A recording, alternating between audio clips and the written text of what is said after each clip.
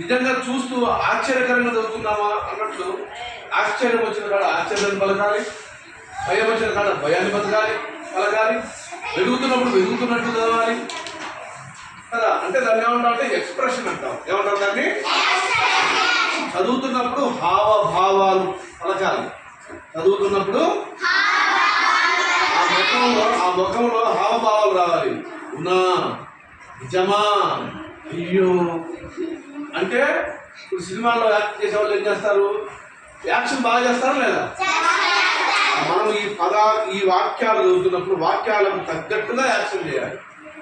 అందులో చదువుతున్నటువంటిది అందులో ఏముందో అర్థం చేసుకోవాలి.